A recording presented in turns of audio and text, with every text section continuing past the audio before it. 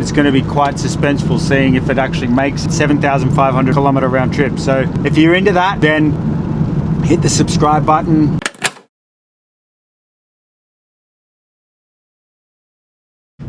So good afternoon. It is the day after the bad news was received about the wrong part being diagnosed in the first round of checks on the Volvo. I was a little bit stressed because I know what I'm like when it comes to buying parts and like anything off the internet. I end up procrastinating so much, and then the right part doesn't get bought, and this and that, and then it ends up taking me a week. But I found the parts that we needed, found the wheel bearings, which is great, and they've been ordered this morning, and they only cost I think it was about 82 euros, which is very cheap compared to the price that we got from suppliers here in Switzerland. So obviously I bought these, well, not obviously, but I bought the wheel bearings off eBay. So yeah. So a little bit of an update with the road trip situation. Obviously the Volvo cost 450 euros. We're going to have to calculate all these added things that came into it as well, but at the moment we're sort of, let's just use the 450 euros sort of mark. That we're going to drive roughly 7,500 kilometers round trip with this car, which will be a real test. So we're starting the planning now. The timeline and the route. So we are I'm planning to go from Switzerland through Germany up into the Nordics, and then I want to go to the Northern Cape on the western side of that bay. I'm not too sure what that bay is called. Gulf of Bosnia.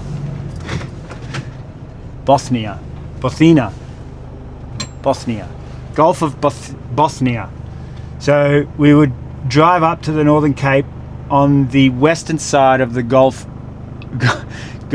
of Bosnia, and then when we come back, we will go on the eastern side, so through Helsinki, and then catch the ferry across to I think it's Estonia,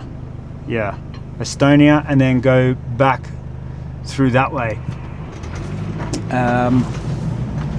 So that is my dream route at the moment. So then come back through Estonia, Latvia, Lithuania, Poland, Slovakia, Austria, and then come back down into Switzerland.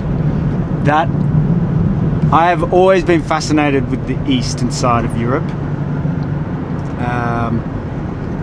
More and more as the years have gone past, we've started to venture a little bit further east whenever we go on holidays or when we get a chance to, and it never disappoints. I absolutely love it down there, or on that side. So that would be our ideal route. So I'm starting to plan all of that now, the logistics. So obviously the status of the Volvo at the moment is we had it up on the lift yesterday. It is very, very clean underneath. There's no rust anywhere. All the components seem in very good condition. Obviously we still need to do the inspection, which is going to be next week, the 3rd of February. Waiting for the part to come. And then, so there's also a few other little bits and bobs that need to be changed, like the globes and the windscreen wiper we did yesterday. But that's it, so, which is good. And so getting into getting more into the discussion of the road trip. So the budget for this road trip, we've still not come up with any sort of concrete things yet. Obviously we need to factor in the fuel, we need to factor in the accommodation, what happens with that, depending on what this potential sponsor says. Ferries, need to do a little bit more research on that, all of which I will be documenting. So yeah, everyone will be able to have a pretty good idea of what the overall road trip will end up costing. Now, I've never actually been that far north before. I did sell a car once to a guy who lived in a town called Are in Sweden, which was quite north. And funny story, well, it's not that funny, but the story that went with that car was, that was a 2001 Volkswagen Passat, and I absolutely loved it. Bought it in Berlin when we were living in Berlin. It was a 1.9 litre turbo diesel. It was just perfect. It was just such a great car. Economical, blah, blah, blah. Anyway, we moved to London, we moved to England, and I was trying to sell it because obviously in England it's left-hand drive, and we bought it in Berlin, so yeah, it was a left-hand drive car. And yeah, long story short, sold it to this guy,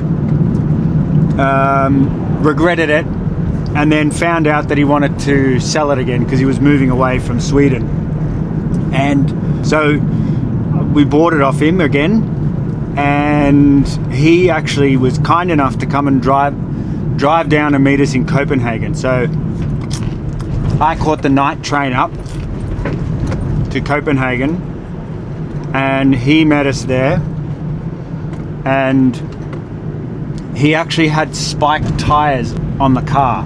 So based off that story, I am guessing that is probably what will need to happen. Although if you're just a tourist and you're driving through there, maybe it's enough just to have chains. I'm not too sure. If anyone has any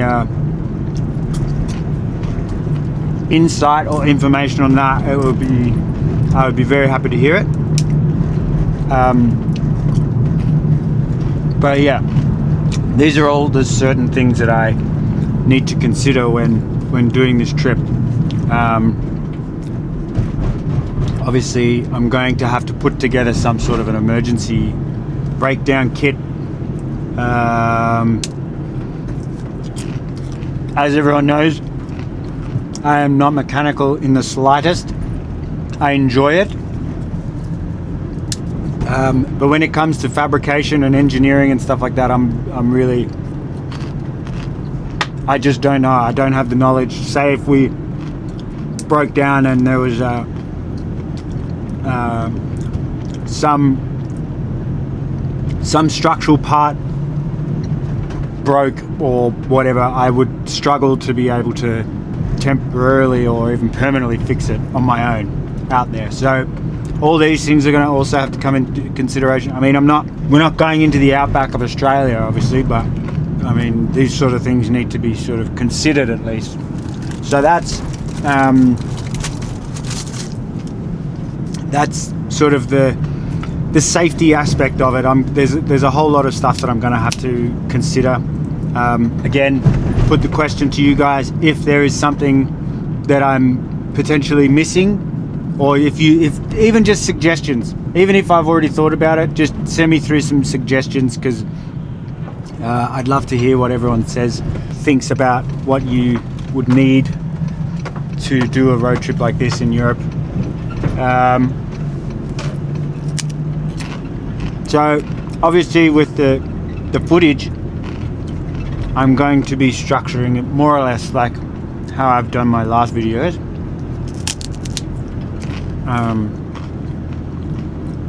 because I love the research of these older cars and just history in general. So I look forward to doing a little bit of research and bringing a cool, informative story about the car. So that's what I'll be doing on all platforms. So YouTube, Instagram, and all that sort of stuff. But mainly the long format on YouTube. So I am in talks at the moment with someone with accommodation, which would be fantastic. If there's anyone else who wants to be a partner in this road trip, I'm more than happy and willing and open to discussions. Because yeah, it's going to be a pretty epic trip. If there's any brands that think this story, this road trip will align with their values, then please feel free to send me an email. I'll put my email address at the bottom of the video. Also, I'll put all the links and everything that you would need and the information that you would need in the description of the video. So that's that side. Yeah, going back to it, I'd love to hear any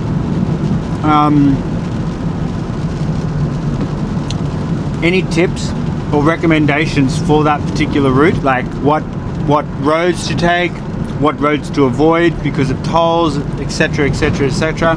Some nice towns along the route, because that's what I'd also like to. I'd like to see small Scandinavian towns. I'm very interested in that. So sort of once you get into that middle part of Scandinavia, Sweden, all that sort of stuff, obviously it's quite, I mean, from what I can see, it's quite open and vast. So I'd love to hear if there's any good towns that people can recommend. So yeah, I think the next step is obviously getting the car roadworthy and registered, which will obviously be happening next week. As I start to build towards or build closer to the departure date, I'll be showing you how I do it. So if you're into road trips and you're into budget cars and you're into suspense, because it's also going to be quite suspenseful driving a 24-year-old car with 320,000 kilometers on the clock. It's going to be quite suspenseful seeing if it actually makes 7,500 kilometer round trip. So if you're into that, then hit the subscribe button, follow along. Also go and check out my Instagram.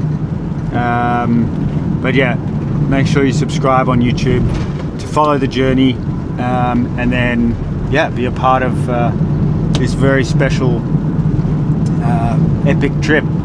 Thank you again for watching.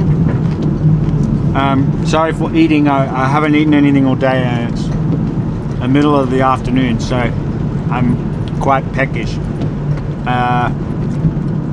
So yeah, I look forward to taking everyone along with me on the journey. It's going to be a seriously epic trip. Make sure you follow along.